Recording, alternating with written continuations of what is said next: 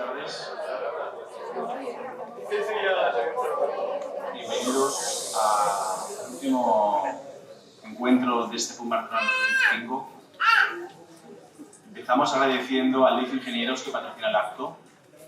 LEF es una empresa española de consultoría e ingeniería, especializada en el tratamiento de aguas, focalizada en tratamientos de depuración y reutilización del agua industrial. Agradecemos especialmente porque el sostenimiento de PUM Barcelona se hace a través de los patrocinadores, así como de las aportaciones voluntarias que podéis hacer a través del Bizum 05079. Entonces, bienvenidos de nuevo. Vamos a hacer una pequeña introducción también para entender cuál ha sido el recorrido de este año de PUM Barcelona y después ya haremos la introducción general para el acto de hoy. El mayor peligro que puede temer la humanidad de hoy no es una catástrofe que le venga de fuera, una catástrofe cósmica. No es tampoco el hambre o la peste. Es, por el contrario, esa enfermedad espiritual, la más terrible, porque es la más directamente humana de las calamidades, que es la pérdida del gusto de vivir. Con esta frase de Teilhard de Chardin abría su intervención Don Giussani en el meeting de Rimini del 1985. El PUM Barcelona ha nacido precisamente para poner delante de la ciudad de Barcelona experiencias que nos despierten este gusto de vivir. El método que hemos aprendido consiste en identificar los desafíos más urgentes para la vida del hombre de hoy y vivir atentos para reconocer a personas y experiencias en las que empezamos a intuir que ya viven una respuesta y a través de su testimonio poder verificar si esta respuesta es válida a la hora de vivir lo cotidiano. El trabajo que hicimos el año pasado estaba interpelado por el grito del cardenal Pizzaballa, que desde los territorios devastados de Tierra Santa nos decía: ¿qué hemos hecho con nuestra humanidad?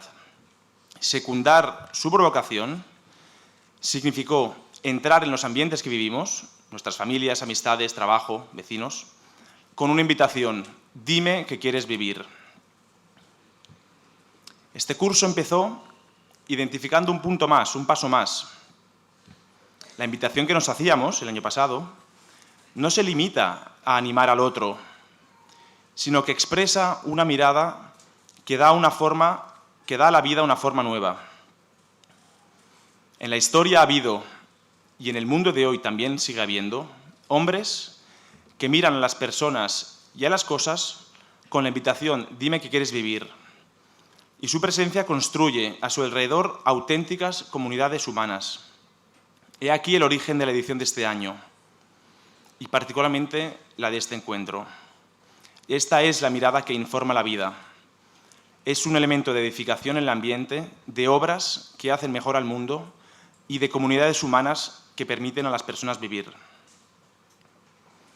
También el Papa Francisco nos recordaba que en nuestra historia debemos ser constructores de comunión y seguir encontrando esos modos y lenguajes para que el fundamento de nuestra esperanza alcance nuevas personas y nuevos ambientes y poder así hablar al mundo de hoy.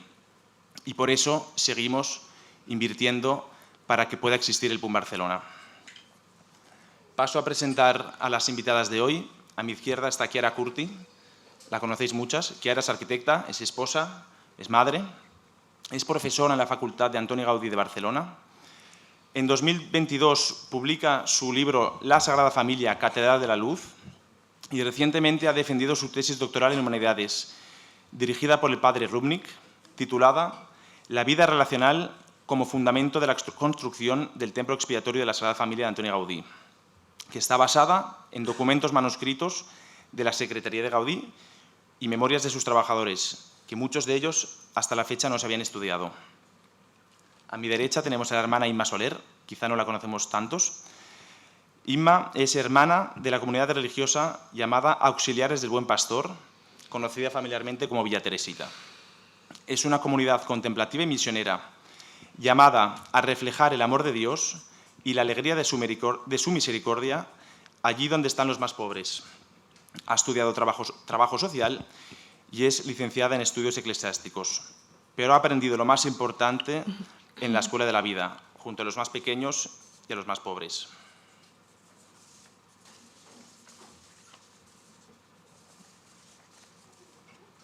Suelto una página. Perdón. Esta escuela de la vida que decíamos son más de 30 años aprendiendo y compartiendo la alegría y la esperanza del Evangelio en comunidad con los desheredados, los últimos, especialmente con mujeres que han vivido el infierno de la prostitución, la explotación y la trata. Las hemos invitado para que su testimonio nos despierte de la distracción en la que nuestras vidas están sumergidas, ya sea porque estamos sumergidos en el vórtice de las tareas cotidianas o porque estemos más bien invadidos por la evagatio mentis a través del entretenimiento que nos brinda el poder. El recorrido que hemos preparado para hoy nace de las dificultades que estamos viviendo a nivel de sociedad a día de hoy y también aquellas reducciones, tentaciones y prejuicios que observamos en nuestra propia forma de vivir y en la locura en la que el mundo está ahondando cada vez más. Nos ha inspirado mucho lo que decía Jonathan Safran, escritor estadounidense, cuando le entregaron el premio Levi el pasado mayo, donde nos explicaba que los profetas de la Torá son figuras profundamente turbadas, recorren las ciudades gritando contra la injusticia y sus palabras son como sirenas contra la complacencia de quienes viven en la comodidad. No son venerados por sus contemporáneos, sino que son burlados, exiliados, ignorados. Sin embargo, en la conciencia de su pueblo, el pueblo judío, son la conciencia del pueblo, aquellos que no permiten que el sufrimiento se vuelva normalidad. En palabras del profeta Amós, hay de los que viven en la comodidad, no porque la comodidad sea intrínsecamente mala, sino porque engendra olvido. Los profetas nos turban porque el olvido es la semilla de la crueldad. El lema que nos hemos propuesto, Demà veniu ben aviat que farem coses boniques, contiene, es digamos el resumen del recorrido que hemos hecho este año, que ha sido marcado por la grandísima provocación que nos suscitó el desastre natural y humano de la Dana. Espero que todos o muchos de vosotros hayáis podido ver la exposición porque también ayudará muchísimo a entender el recorrido de hoy. Durante esos días y estos meses hemos visto cómo la realidad tiene la capacidad de despertarnos.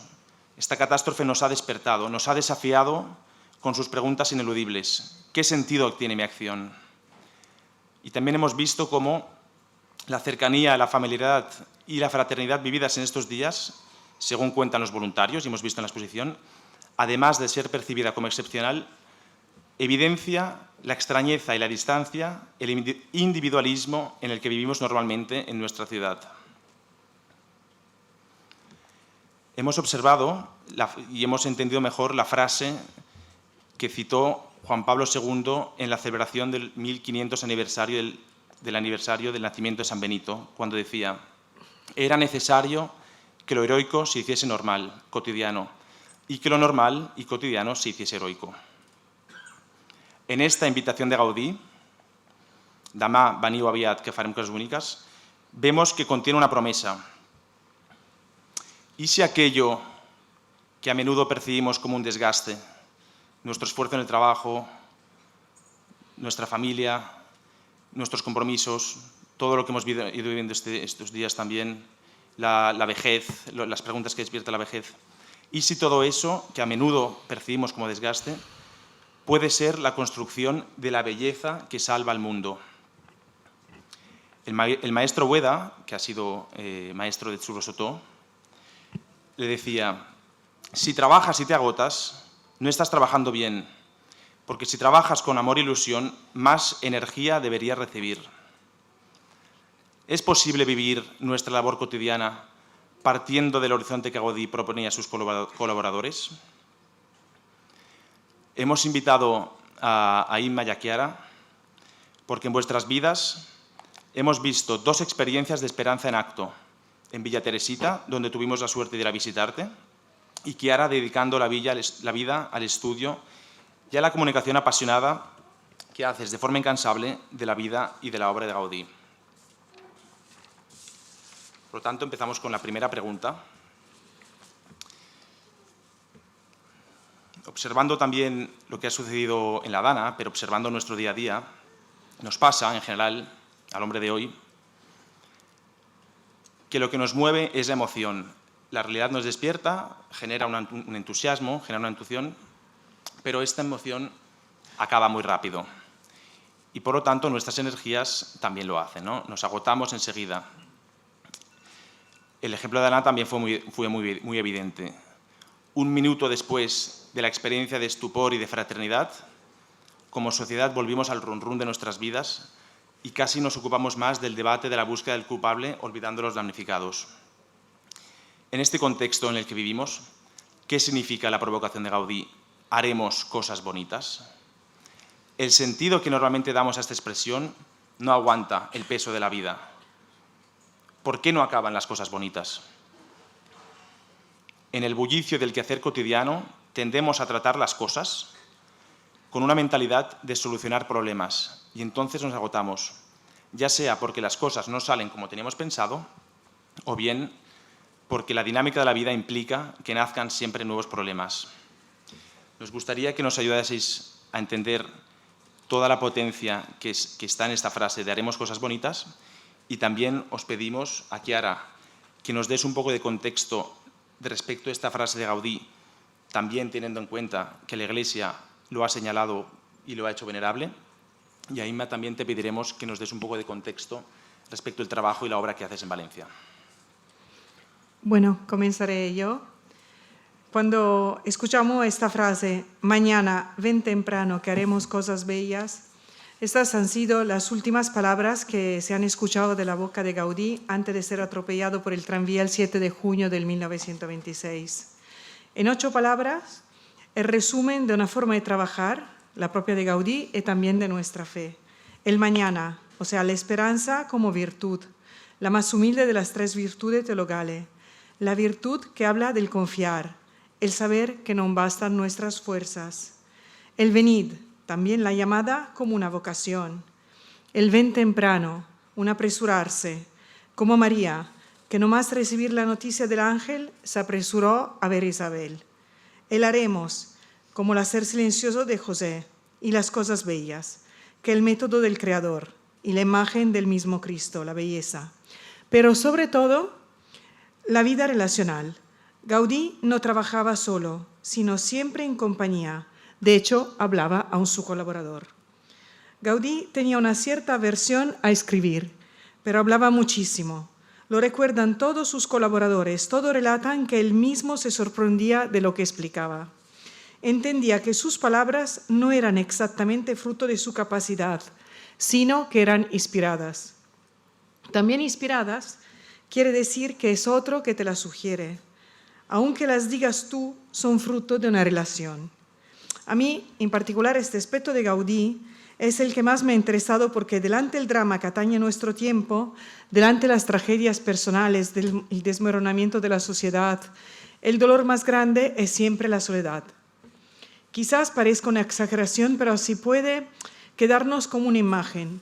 Yo, estudiando la Sagrada Familia, creo que se puede llegar a pensar que la obra haya sido una excusa para fundar una nueva sociedad. Lo digo porque cada vez que Gaudí ha tenido que decidir entre las personas y la obra, siempre, con fuerza y sin dudar, ha optado por las personas. En la misma frase que se ha elegido como lema, Gaudí no explica a su colaborador las instrucciones sobre lo que tendrá que hacer. Eso hubiera sido lo normal en cualquier obra. Mañana nos pondremos a levantar aquel muro o a enfoscar. No. Gaudí les habla de cosas bellas, porque no habla al albañil, habla a la persona. Pero yo creo que por eso que vale la pena mirar a Gaudí. Lo que vemos, de hecho, en la fachada de la Natividad es un amasarse de personas, todas en movimiento, todas apresurándose en su condición temporal, ninguna en soledad, todas en relación. Hay una autenticidad que se revela también en la vida privada. La vida privada de Gaudí nos habla de un hombre que siempre estuvo muy cerca de la enfermedad y también de la muerte. Gaudí nunca se casó y, sin embargo, nunca vivió solo. En Gaudí, el tener claro el valor de la vida hacía que cada encuentro representara la posibilidad de un vínculo único. También en su vida privada vivió siempre en comunión, no solo con sus familiares, sino que también hospedando en su casa, en el Parguel, a amigos enfermos. El primero fue Carles Maní.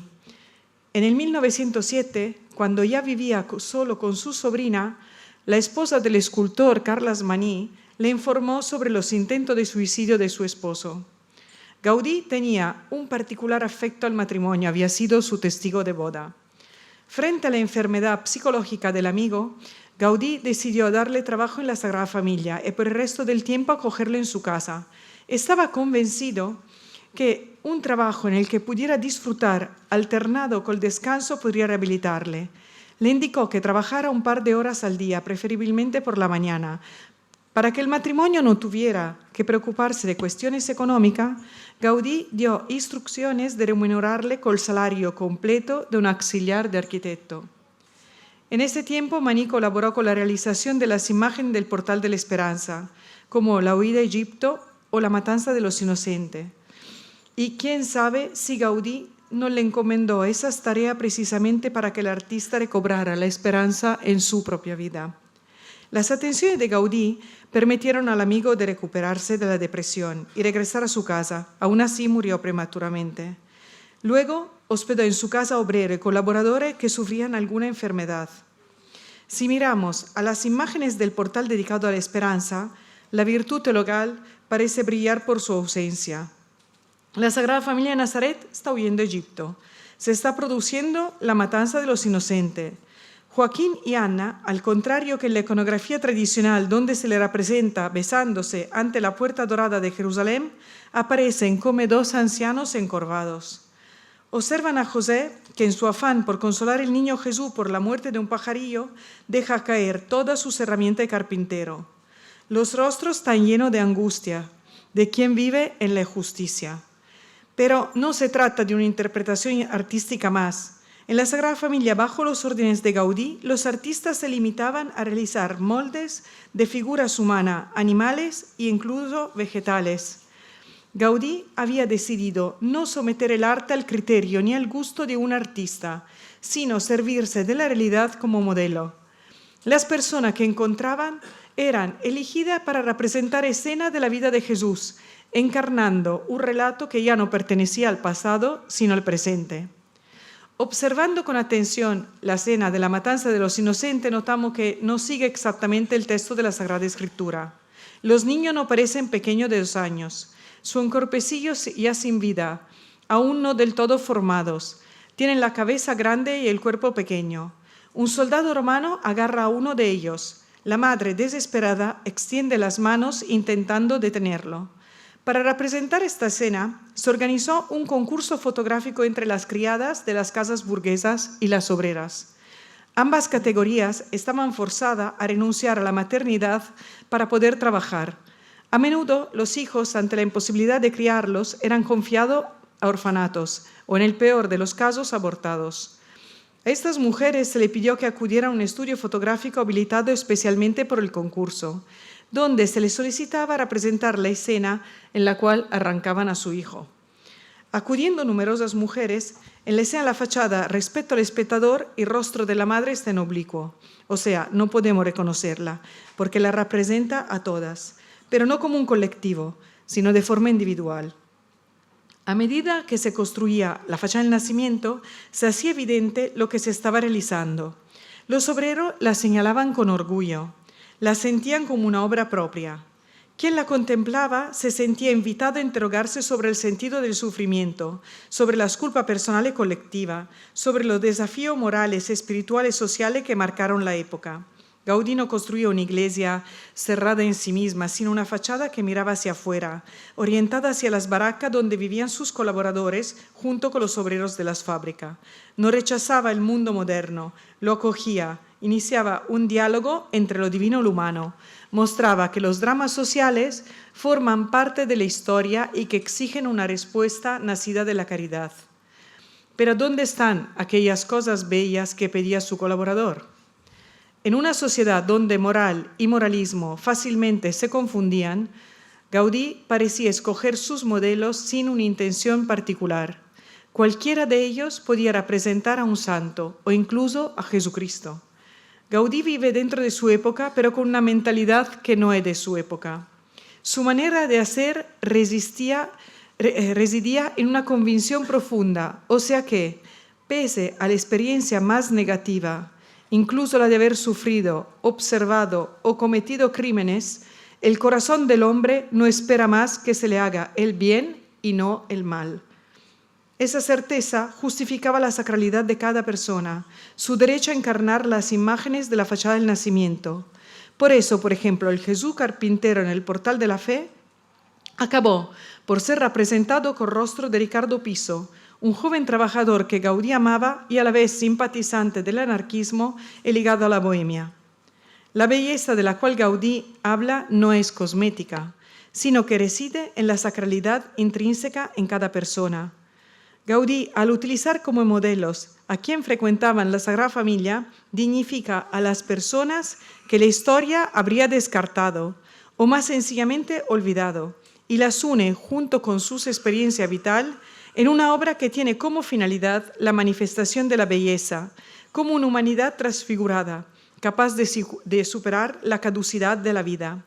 El resultado es una especie de autorretrato de la vida que se vivía dentro de la obra. Nadie firma ninguna parte del proyecto, ni siquiera los escultores o el propio Gaudí, manifestando que se sienten parte del mismo cuerpo. Por tanto, no tiene sentido que los cuerpos y rostros representados no sean obras de artista, sino rasgos familiares que remiten a las relaciones que son a la base de la construcción. Sus imágenes no están aisladas, sino que hablan, junto con las otras muchas imágenes, de una sociedad llamada a participar de la historia de la salvación y singularmente llamada a ser eternas. Lo explica el mismo Gaudí a Unamuno. El encuentro, la verdad que fue muy mal desde el primer momento. Los obreros que estaban presentes tuvieron miedo que los dos llegarían a las manos, pues en aquella época no era tan inusual el contacto físico. Unamuno, mientras visitaba el templo expiatorio en construcción, explicó a Gaudí y Maragall su visión del arte. La de Unamuno era una posición que luego acompañó a los intelectuales de toda Europa, quien, apoyándose por la idea marxista y freudianas, juzgaron negativamente la relación entre arte y religión. Gaudí, por el contrario, no se preocupaba en responder a cuestiones filosóficas o intelectuales. El arquitecto investigaba el sentido de su propia existencia con su vida, ligándolo indisolublemente a todos los demás humanos. El de Gaudí era un conocimiento que se basaba en lo vivido, en unas relaciones creativas que le permitían reconocer en toda su experiencia la imagen del mundo trascendente. Interrogado por Unamuno sobre sus posiciones filosóficas, Gaudí contesta con sencillez: se consideraba entre los hijos del Padre Creador. Una posición inconcebible desde una postura ideológica. Unamuno dejó varias declaraciones delante de la prensa catalana. En un momento resume su posición diciendo que el único objetivo grande de la vida es pensar en la muerte. Al contrario, Gaudí estaba construyendo delante de Unamuno y del mundo un arte que permite superar el miedo a la muerte. O sea, mientras la actitud intelectual te aísla en un pensamiento, la vida comunional introduce en una historia y entonces en un tiempo que no acaba conmigo, introduce la esperanza. La Sagrada Familia era y es un templo expiatorio, o sea, se construye con limosna y con la entrada del visitante. En la época de Gaudí, a quien hacía una donación como agradecimiento se le regalaba una serie de postales con fotografías donde se leía como pie de foto, fachada de la vida. O sea, el mismo Gaudí y quien con él construía el templo interpretaban que el nacimiento de Jesús no era un hecho histórico del pasado, sino la vida misma. Hacia los años 20, la Sagrada Familia empezó a entrar en las rutas de los turistas que, sobre todo americanos, realizaban el apodado Grand Tour. Tras estos viajes solían escribir artículos o libros donde estos visitantes ilustres omitieron la descripción de la obra arquitectónica de la Sagrada Familia para hablar de las relaciones entre Gaudí y sus trabajadores y de los trabajadores entre sí. Con el paso de los años, Gaudí dedicaba cada vez menos tiempo a las visitas oficiales. En cambio, aumenta significativamente y exponencialmente el tiempo que dedica a las visitas de grupo de personas comunes y a niños. ¿Cómo se entendiera que son las vidas que construyen la Sagrada Familia, las piedras vivas?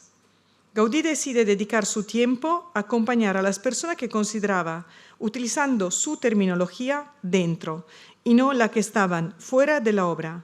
Con dentro se refería a las personas capaces de entender cómo se estaba construyendo la Sagrada Familia, y con fuera a la que partían de posiciones autorreferenciales o teóricas, pero carente de sencillez de espíritu. El criterio también se aplica literalmente, por lo que alguna visita tenían lugar circunvalando el muro exterior desde donde todavía era posible ver la obra, mientras que la de dentro se dedicó el tiempo necesario para dialogar y permitir el encuentro entre los visitantes y los trabajadores. Gaudí no se limitaba a explicar la obra, sino que acompañaba a los visitantes a contemplar el panorama que se podía admirar desde las torres campanarios.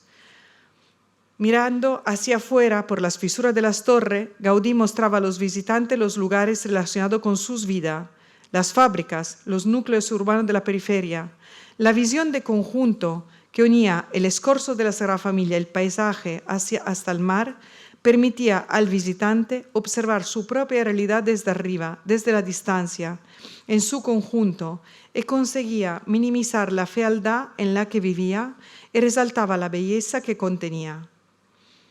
O sea que la Sagrada Familia ya no se construye solo para ser vista, sino que se convierte ella misma en instrumento óptico para ver la realidad de una forma nueva. Y cuando en el lema decimos cosas bellas, tiene dentro de sí cosas nuevas, porque capaces de sorprendernos, de hacernos latir el corazón, de devolvernos a la vida. Por eso en la vida, en la obra, no se limitaba al trabajo. Se organizaban fiestas para las familias del obrero, tanto si eran religiosas como si no. Todas las fiestas se distinguían por su carácter alegre y solemne. Gaudí se distinguían las fiestas por ser el más devoto en las religiosas y el más entusiasta en las otras. Concebía proyecciones de luz, estudiaba personalmente fuegos artificiales, difundía el juego de volar cometas entre niños y adultos del barrio y mucho más. El hecho de que la Sagrada Familia se encuentre fuera de la ciudad convertía la participación a estas fiestas en una peregrinación. En el recinto, a través de la fiesta, se supera la contradicción entre lo sagrado y lo profano, entre el ámbito del trabajo y la vida fuera de él, y se celebra la vida a través de la participación en una obra dirigida a Dios, donde el trabajo y la fiesta son síntesis misma de la vida. Gaudí no se consideraba el artífice de la Sagrada Familia, sino que se presentaba como colaborador del Creador. Esta actitud se define no solo como el trabajo, sino también en la celebración. De hecho, la fiesta es la culminación de la creación. A mí, para concluir, todas estas cosas son las que más me han fascinado de Gaudí, que a veces tengo que decir que también me han hecho sufrir. Primeramente, porque han despertado en mí una cierta malinconía, un deseo de poder vivir así. También porque me han donado, también tengo que agradecer porque me han donado ojos para poder ver que esto no son historias del pasado, sino que se puede seguir construir una catedral con la propia vida, cada uno según su misión. Por eso a mí me gustó mucho estar en esta mesa, en particular después de haber conocido a Inma en Valencia, porque realmente es otro ejemplo de catedral.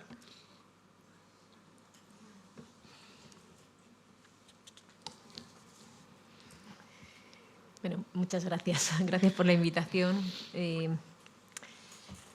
Lo primero, cuando me invitaron, lo primero dije, pero ¿por qué me llaman a mí para ir a PUM Barcelona? ¿No? Que me parecía, pues eso, que me parece que es un lugar muy importante, ¿no? Habéis venido aquí, estáis aquí. Y Y con la conciencia, por un lado, digo, pues sé que vivo cosas extraordinarias, pero a la vez mi vida es muy normal. Es decir, mi vida, no sé que no es que normal, pero vivo cosas muy sencillas, muy cotidianas, ¿no? Y después también sí que es verdad que tengo conciencia desde muy pequeña de vivir con intensidad. Es decir, desde que tengo como uso de razón, no sé por qué, con esa sensación de que la vida es corta, que solo tenemos una vida para vivir, y también como, por tanto, la conciencia de yo quiero amar a las personas que tengo al lado, que sientan que las quiero, ¿no? Y desde muy pequeñita. De hecho, cuando siento la llamada, yo tenía 17 años, como una llamada que hace como un antes y un después, porque hasta ese momento yo, pues mis planes normales, ¿no? Yo quiero casarme, tener hijos, tal, ¿no? Hasta que llega un momento que experimento que Jesús me llama, me pide todo, y eso va unido siempre, desde el primer momento, esa totalidad, esa entrega de amor a estar con los más pobres, ¿no? Como los pobres entre los pobres. Y también ahí me sentí urgida en el amor, que es decir, que cuando preguntaban con 18 años, decía, pero tan joven, y digo, ya, yo no tengo la culpa. Es otro, ¿no?, el que me está pidiendo, y yo digo, es verdad, es un poco locura, no tiene... pero es como... Fue Dios quien me urgió, ¿no?, quien pide esa pasión y esa totalidad, y ese no calcular, y ese no saber, y ese lanzarse. Me brota también mucho agradecimiento al estar aquí, ¿no?, porque tengo mucha conciencia de lo afortunada que soy. Solo el hecho de venir hasta Barcelona, es decir, viajar así, como de Valencia a Barcelona, que parece tan común, no es nada común para las personas con las que yo acompaño y me rodeo. Viajar, llegar a un sitio donde te esperan, llegar a un sitio donde sé que no me tengo que preocupar dónde voy a comer y qué voy a dormir, y dónde voy a dormir, porque va a estar cubierto. La conciencia de estar en el privilegio que es, ¿no?, estar aquí en un lugar donde estamos aprendiendo, escuchando. Es decir, todo esto que nos parece tan natural es totalmente extraordinario, porque hay muchos hermanos y hermanas nuestros que no acceden a ello, ¿no? Y el estar tan cerca, tenerles tan cerca, hace que continuamente me muevan, ¿no?, me descoloquen de esa comodidad a la que tendemos, ¿no?, y me coloquen en esa actitud de asombro, de aprendizaje y de caer en la cuenta, ¿no? Es decir, si yo recibo tanto, esto no es mío, ¿no? Todo lo que yo tengo es para darlo, ¿no? No me puedo hacer dueña de lo que estoy simplemente como administradora, como instrumento, ¿no? Esto no es mío. Tengo, en ese sentido, cosas súper pequeñitas. Recuerdo, en un mismo día, estando en Valencia, 2 mujeres distintas. Una era una mujer, Paqui, que pedía en la calle. En su momento fue prostituta, después ya se dedicaba a la mendicidad, y con una historia muy dura. Y estando con ella, sentada a su lado, me decía, yo a veces me pregunto, cuando voy por la calle y veo a la gente sentada en las terrazas, ¿algún día podría estar yo ahí? El mismo día, por la tarde, con una mamá africana, con una historia también muy dura, preciosa, una mujer superviviente de muchas durezas, superviviente de la trata, pues ya mamá con niños, y me decía, yo cuando paso y veo a la gente sentada tranquilamente en una terraza tomando algo, digo, ¿algún día podré estar ahí?, ¿no? Eso que ocurrió el mismo día me despertaba para caer en la cuenta de lo extraordinario que es lo ordinario, ¿no?, y a veces el abismo que hay entre unos y otros, ¿no?, y tanto que a veces no podemos ni percibir, ¿no?, de lo que para nosotros es pues, lo más normal. Entonces, está muy bien como ese no es normal, ¿no? Lo que yo vivo no es normal. Normal en el sentido, si normal es que me acostumbro, si normal es que es lo que viven la mayoría de seres humanos, estoy en una falsedad, porque en el mundo más bien somos una minoría los que vivimos bien como vivimos, que no significa que no tengamos dolores, pero vivimos bien, ¿eh? Y es una minoría, ¿no? Y aquí, en Barcelona, en Valencia, cuando me decía antes Pietro, decía que Inma que va a hablar de su labor, yo digo, esto no es una labor, no es... Es decir, yo siento que mi vida es una respuesta de amor, y que no es solo estoy respondiendo, ¿no? respondí entonces, en ese primer hágase, en ese primer confío, sin saber, y sigo respondiendo ahora a alguien que es el que me invita cada día. Y lo hago en comunidad. Sin comunidad no podemos vivir. Necesitamos hermanos y hermanas para el camino. Yo lo veo, nosotras en comunidad somos como fraternidad de amor y misericordia. Nuestra pequeña comunidad, pues siempre apoyada en la oración, se convierte en testimonio de amor y en presencia de un amor que se hace real, palpable para muchas personas que no han experimentado qué es ser amado, ¿no? Que al final ser amado es el anhelo de nuestro corazón. Es decir, los que estamos aquí, si nos preguntaran qué es lo más importante, qué es lo que quieres, bueno, todos lo queremos que alguien nos quiera, que alguien nos mire como únicos, que existamos para alguien, es lo que más deseamos, ¿no? Por eso quizá cuando nosotros también queremos concentrar en nuestra vida cuál es nuestra vocación, decimos eso, esa es nuestra vocación, llevar ese amor a los no amados.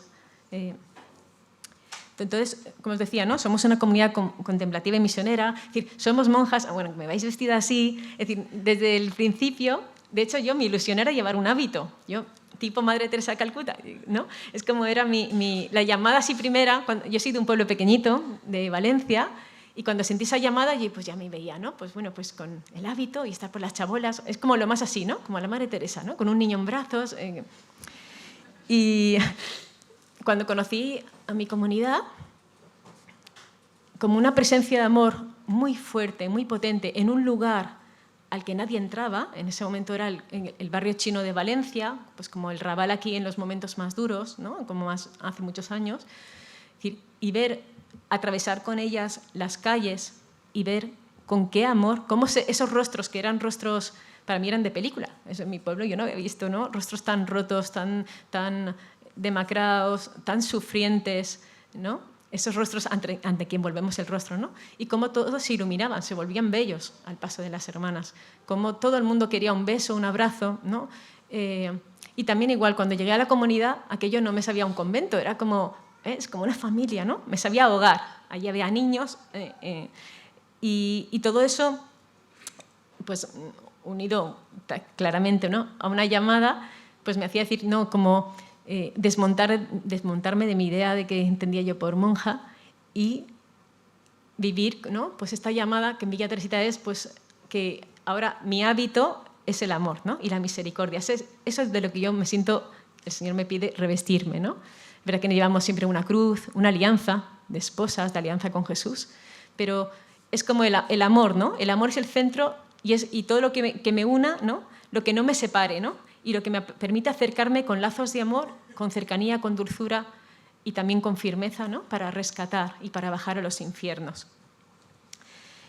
Nuestro nombre es Villa Teresita, eso hace referencia a un lugar, ¿no? Un lugar de esperanza, una casita que expresa que es casa para los pequeños, para los últimos. Y Teresita es Teresita del Niño Jesús, esa espiritualidad, ¿no? La infancia espiritual, la patrona de las misiones, la que hace referencia a un camino que es de confianza, el camino de los pequeños, de los que saben pobres, de los que confían. Esa experiencia nosotros también la tenemos, porque en todo esto, yo no soy ninguna supermujer, ni nosotras somos supermujeres, somos mujeres frágiles, como todos, sencillas, con una experiencia muy fuerte, ¿no? Atravesadas por una pasión. Donde vivimos la comunidad, cada comunidad es un hogar, no vivimos las hermanas solas, sino cada comunidad es un hogar para que sea el amor de la comunidad el que se vuelva lugar, ¿no? Espacio que abraza la vida de quien nadie abraza y que acompaña procesos de resurrección. Es decir, donde vivimos las hermanas es una casita, por ejemplo, donde yo vivo somos 3 hermanas, hay 4 chicas, y ahora mismo hay un bebé, a veces hay 4 niños, depende. Y vivimos acompañando ese proceso de levantar, de rescatar, de poner de pie, de devolver la dignidad y la vida, ¿no? A mujeres que vienen de vivir historias de mucho sufrimiento, ¿no? De explotación, de trata, de oscuridad, de desamor, ¿no? Nuestro nombre oficial, así, Grandes Auxiliares del Buen Pastor. Entonces, como nos vivimos en esa misión, ¿no? Ayudar a Jesús, buen pastor, salir al encuentro, ir a donde haga falta. Por eso es como somos monjas callejeras, ¿no? Es decir, sí, allí, ¿no? Salir allí donde se nos necesita, a esos lugares donde otros no entran, esos lugares donde pasamos de largo, donde no vemos a los invisibles, ¿no? Para estar ahí y para sentarme en una relación que es una relación de amistad. Vivimos mucho esa relación de tú a tú, de amistad con los pobres, pero especialmente, ¿no? Con esas realidades tan marcadas por el sufrimiento, pero también por el juicio, por el pecado, por el dolor, que es el mundo de la prostitución. Realmente si decimos, os suena, ¿no? La prostitución, la trata, pues piensas... nosotros no es que digamos, cuando hablamos de esta realidad, no vemos una realidad, lo que vemos son personas. Es decir, no es, yo puedo hacer un análisis, ¿no? ¿Qué es la realidad de la trata? ¿Qué es tal? Pero a mí eso no me dice nada. Lo único que me ayuda, me da claves para entender en qué mundo vivimos y qué tipo de relaciones tenemos unos con otros para utilizar a los demás como objetos. Porque al final la trata, la prostitución, se nutre de la pobreza y del poco valor que damos a las personas. Es decir, durante 2 años he estado yendo en misión a México y estábamos viviendo otra hermana y yo en un barrio muy pobre allí, y algo que me impactaba continuamente, lo más fuerte, ¿no? Es como tocar esa realidad de injusticia, de impunidad ante las desapariciones de las personas, ante el tráfico de personas, la trata de personas, donde las vidas no tienen valor, el otro no tiene valor, ¿no? Eso es algo terrible, ¿no? Que la vida humana no tiene valor, ¿no? Por tanto, a mí, en cualquier día, en cualquier momento, me pueden matar, me pueden abrir para extraerme los órganos, me pueden vender, me pueden... Y, bueno, ante el miedo, voy a decir, y como un sistema que no... que silencia, ¿no? Pues en España no vivimos eso así, de ese modo. Pero de cualquier modo, sigue habiendo, y hay, trata de seres humanos, hay mujeres que conocemos con nombres, apellidos, que llegan hasta nosotras. Aquí está Blanca, que yo digo, tendría que subir Blanca a estar aquí también conmigo, porque esto es un testimonio juntas, ¿no? Blanca, trabajadora social en Villa Teresita de Valencia, donde sabemos, es decir, vemos cada semana nos llegan mujeres nuevas, chicas nuevas, recién llegadas, donde, pues bueno, pues eso puede ser que han salido de su país, puede ser, por ejemplo, Colombia, que no están llegando mucho ahora, ¿no? Sale de su país con una oferta de trabajo, con el sueño de un trabajo, al llegar aquí en España, normalmente a través de conocidos, de amigos que te han dicho, de familiares, que te garantizan que a donde vas es un lugar seguro, y cuando llegas aquí te encuentras atrapada en una realidad donde ya no tienes documentación, estás en un lugar donde ya solo se te permite ya ejercer la prostitución, no sabes qué hacer, estás perdida. Además tiene el nombre de tu familia y las direcciones, porque tuviste que darla para que te tramitaran el billete, y estás totalmente como atrapada, perdida. Pero eso puede ser, eso que parece tan de película, es real y ocurre, ¿no? Y la prostitución se nutre de todas esas situaciones de desesperación y de pobreza, ¿no? Para nosotras, como os decía, ¿no?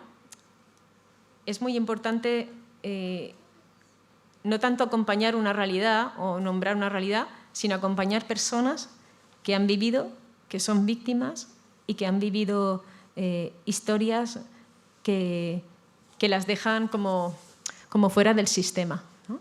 Nosotras, de hecho, allí en Villa Teresita siempre decimos ¿quiénes son las últimas, las que se quedan fuera, ¿no? Es decir, siempre tenemos esa mirada, porque al final siempre hay un sistema de servicios sociales, pero siempre están los que se quedan fuera del sistema, ¿no? Siempre están los que son más invisibles, siempre están, y esa dinámica de ¿quiénes son las últimas? ¿Quién nos necesita ahora? Nos hace estar en continuo movimiento, ¿no? De decir, siempre está la que se queda fuera, ¿no? Siempre está la que no es amada, siempre está la que no es reconocida. cuando os decía antes, ¿no? La vocación, ¿no? Mi vocación o la vocación de Villa Teresita, Santa Teresita decía en la iglesia, que es mi madre, mi vocación es el amor, es decir, yo encontré ya mi vocación, yo seré el amor, ¿no? Es decir, nosotras en esa realidad, ¿no? En la realidad, es decir, donde están los pobres, pero donde están dentro de los pobres los últimos, los que están machacados, ninguneados, explotados, abatidos como ovejas que no tienen pastor. Es decir, allí nosotras queremos ser el amor, ¿no? Y vivimos en un movimiento de amor, es decir, como desde el corazón, es decir, desde una experiencia, la comunidad, para nosotras es muy importante la vida de oración y la vida de beber continuamente de Él, ¿no? De su palabra, de la adoración, de la Eucaristía. Es decir, porque si es un movimiento del corazón, es un movimiento de como sístole, diástole, ¿no? Es decir, es un movimiento que es una unidad, no es que yo rezo y vivo, no, es que va todo unido, ¿no? La oración me lleva a vivir unida a Jesús y a latir con su latido, ¿no? Durante el día, a vivir una misión que es la misma vida de Jesús, ¿no? Ser sus manos, ser sus pies, ser sus ojos, una misión que nos lleva a vivir a lo esencial. Vivir desde el corazón también es vivir desde lo esencial, ¿no? Cuando estás cerca de los pobres, aprendes a vivir de lo esencial. ¿Qué ha ocurrido con la Dana? De repente, te hace caer qué es lo esencial. Pues nosotras vivimos con personas que viven continuas danas y eso nos hace continuamente decir qué es lo esencial, ¿no? ¿Qué es lo esencial en su vida y en la nuestra? Por eso somos privilegiadas también, porque aprendemos a vivir en lo esencial desde esas situaciones, ¿no? tan graves, ¿no? De tal vulnerabilidad. Este movimiento, que decía que es un movimiento de amor, ¿no? Nos hace acompasar nuestro ritmo, nuestra vida al corazón de Dios, ¿no? Es un camino de continuo aprendizaje, un único movimiento que es ser instrumento de Dios, dejarnos hacer y sentir que Él hace a través de nosotras obras bonitas, ¿no? Que Él hace su obra a través de nosotras. Es decir, participamos de una obra, que es esta misión, que es una obra de Dios. Nosotras, puedo seguir, ¿verdad? Vale. ¿Un minuto? ¡Ay, Dios mío! Vale. No. Vale. Luego tienes otro espacio. Vale. Vale, es que me emociono yo. Bueno, entonces, bueno, me es difícil poder concentrar, ¿no? Y sobre todo quería hablaros de muchos testimonios, pero porque para poner carne, para poner rostro. Como os decía, estamos las hermanas junto con un equipo de profesionales con una vocación muy clara de profesionalmente ser el 10 máximo que pueden ser, y aquí está Blanca, y de poner eso, en calidez, el 100, poniendo el centro en cada mujer, cada relación, cada persona es el tesoro, cada persona que entra por la puerta es un tesoro, ¿no? Cada persona es única. Lo que os decía, cada persona, solo el hecho de verla y de mirarla de un modo único, le devuelve decir, existo para alguien, hay alguien que me ve y me ama, ¿no? Dice San Juan de la Cruz que el mirar de Dios es amar, ¿no? Entonces, alguien que me ve y que ve belleza en mí, alguien que me ve, ¿no? Y que mira más allá. Tenemos una experiencia, en todo ese equipo es un equipo interdisciplinar, es decir, hay trabajadora social, psicóloga, abogada, integradora, es decir, para cuidar todo el camino, ¿no? Todo el camino que posibilite ponerse de pie. Pero al final la experiencia más fuerte que ellas hacen y que ellos hacen, pero sobre todo las mujeres con las que vivimos, es que solo el amor transforma la vida. Recuerdo una de las chicas que vivía con nosotras que cuando vino a vivir a la casa me dijo, yo no creo en Dios, pero ¿puedo vivir con vosotras? Y dijimos, sí. Y va pasando el tiempo y cuando compartimos la mesa, el hecho tan sencillo también, estar sentados en la misma mesa, muchas veces nos dicen, es que nunca habíamos estado sentados en la mesa. Es decir, cosas pequeñas que son extraordinarias, ¿no? Bueno, pues en ese compartir la mesa de cada día siempre damos gracias con lo que significa, ¿no? Cultivar el agradecimiento, darme cuenta. Entonces, os cuento dos momentos distintos, bueno, casi 3 o 4, bueno, solo 2, vale. Entonces, uno, esta chica, Jenny, nos dijo uno de los días, ¿no? Yo quiero dar gracias porque el amor transforma, ¿no? A mí me ha transformado. Es verdad, el amor transforma, ¿no? Yo lo tengo que decir porque yo estoy transformándome, ¿no? Y ella venía con muchas resistencias, ¿no? Otra de las chicas que vivía con... Esta es latina, otra chica africana, con una historia también de una mochila muy fuerte. En una mesa, compartiendo la mesa, después de comer, nos dice, espera, quiero deciros algo. Yo quiero decir algo, unas palabras. Y dice, yo quiero decir, y se salían las lágrimas, ¿no? Yo quiero decir que el amor existe, ¿no? Yo no sabía que existía, pero yo aquí lo he visto. Es real, el amor existe. Y dice, entonces empezó a contar, ¿no? Yo desde pequeñita, allí en mi poblado, nunca nadie me quiso. Siempre me soltaban al campo, me pegaban. Nadie me amó nunca, ¿no? Por primera vez aquí, alguien me reconoce y me dice que me quiere. Y es verdad, ¿no? Desde ahora yo ya tengo una familia, ¿no? Bueno, y ya con esto cierro y me quedo con muchas ganas de contar cosas. Pero...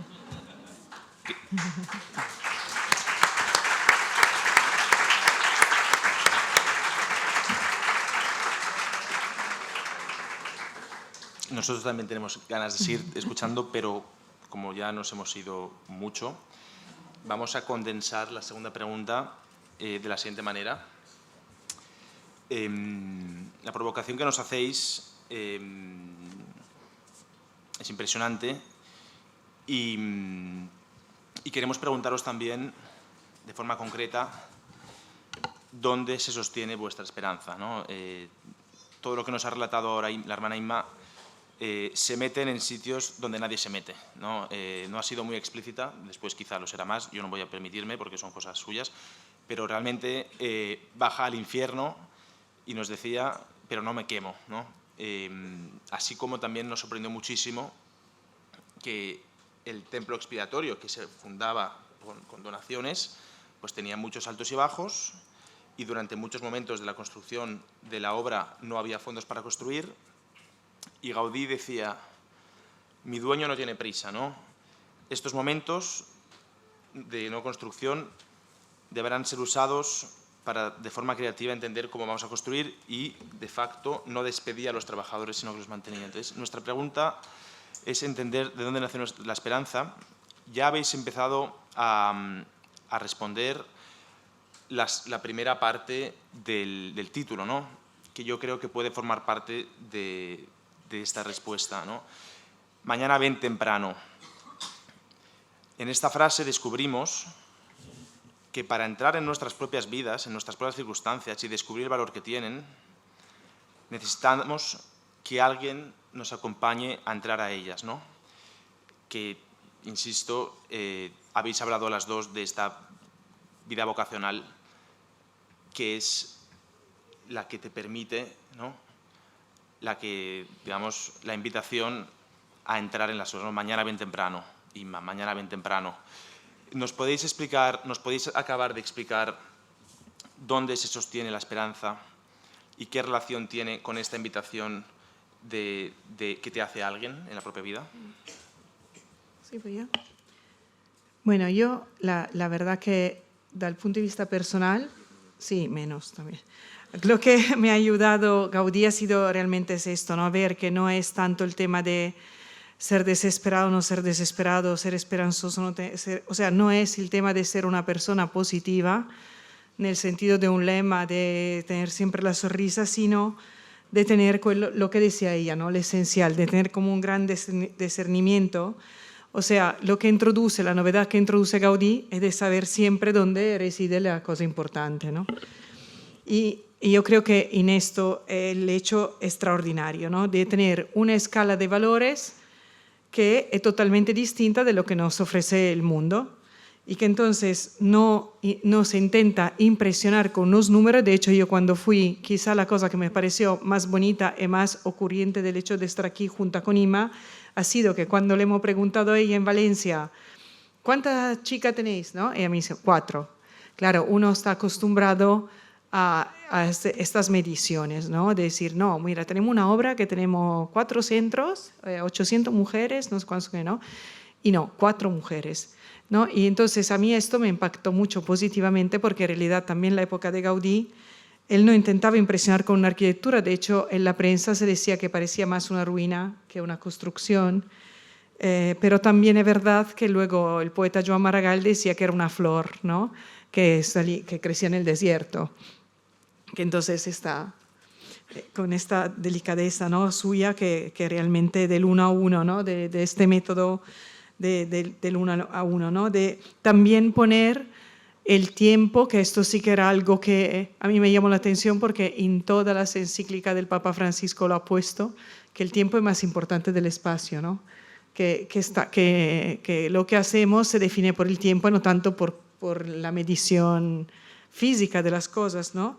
Y que también nos ofrece como una manera de estar dentro de la realidad, no como propietario, porque un propietario sí que está preocupado de cuántas cosas tiene, o sea, de calcular siempre cuál es su límite, ¿no? cuál es su propiedad, cuántas son sus dineros, así, sino como unos custodios, ¿no? que finalmente te da también una cierta ligereza, ¿no? de cómo afronta las cosas, te obliga a una responsabilidad muy grande, porque un propietario no tiene responsabilidad, igual todo es suyo, lo puede desperdiciar, lo puede tirar, lo puede hacer lo que quiere porque es suyo.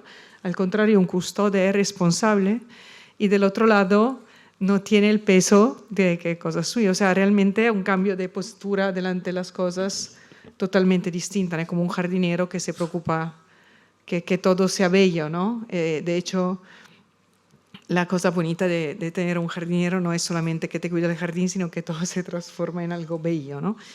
Y a mí esto creo que es un poco lo que tú decías que me queda, ¿no? Y yo esto, la verdad que quizás en una cosa gráfica, que a mí a pesar de ser una cosa muy sencilla, pero sí que me ha ayudado mucho en mi vida, es ver en los diarios, mientras estudiaba, ¿no? decía, pero ¿cómo hizo Gaudí? ¿no? Siempre me lo preguntaba, ¿no? porque como arquitecto uno dice, bueno, a mí me gustaría ser igual, ¿cómo hizo? ¿Cómo hizo?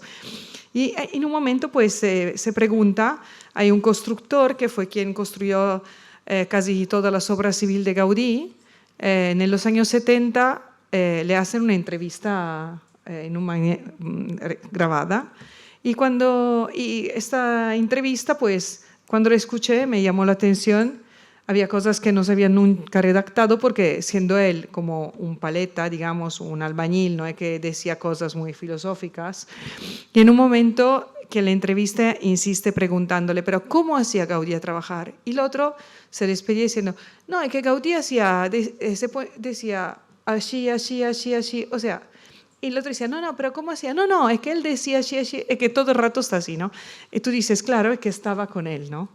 O sea, claro, nadie lo ha recogido porque ¿qué pones? O sea, un texto que no dice nada, pero la única cosa es que estaba al lado y hacía con él, le acompañaba, punto. No es que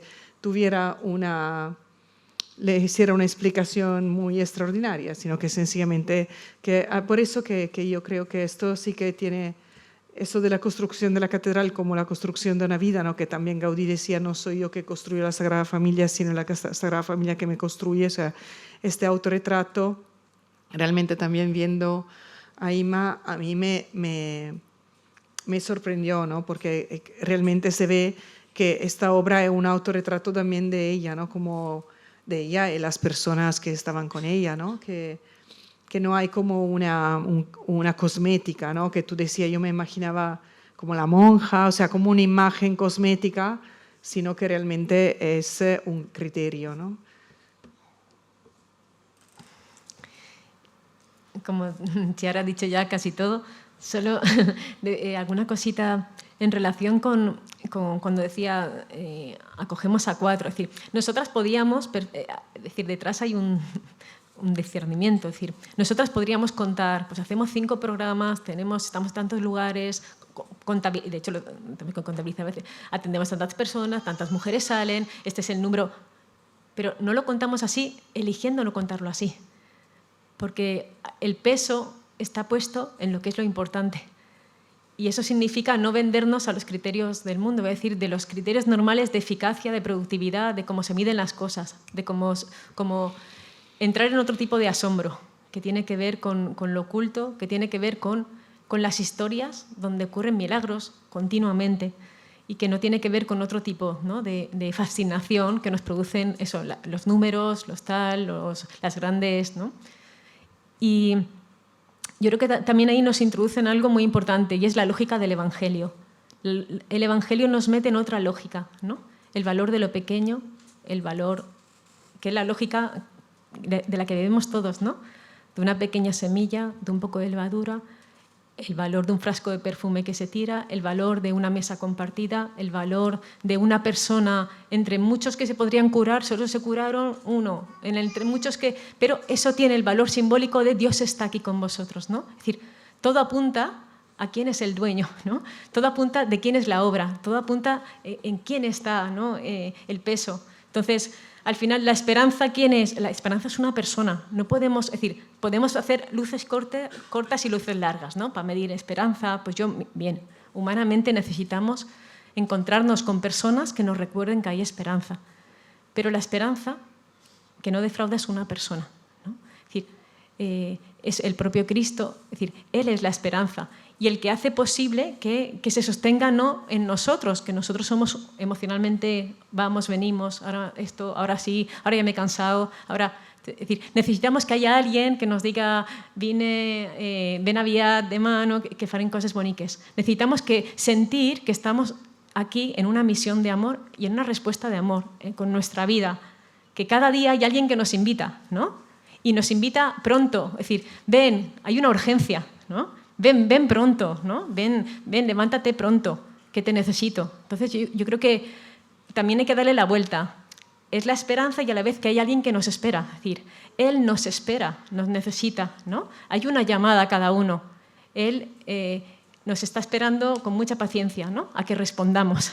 Y a que respondamos en cada uno desde donde está y a lo que Dios le llame. Y lo que decía al final es que las lecturas de hoy es que eran lo comentábamos antes, parecía que estaban como elegidas las lecturas de la palabra de hoy, ¿no? Pues solo con la última, ¿no? Al final, alegraos, ¿por qué? Porque es verdad, he pisoteado las serpientes y los escorpiones y no me... Bien, vale, ¿y qué más, no? Al final, alégrate, ¿no? Porque estás aquí, porque tu nombre está escrito en el cielo, porque tienes una pertenencia, porque tu vida tiene sentido, porque tienes una misión, porque tu vida, lo que es única, irrepetible, y es un acto de amor en sí. Puedes elegir vivirla o no, ¿no? Y ahí es la parte nuestra, ¿no? De dejarnos, ¿no? Bueno. Muchas gracias.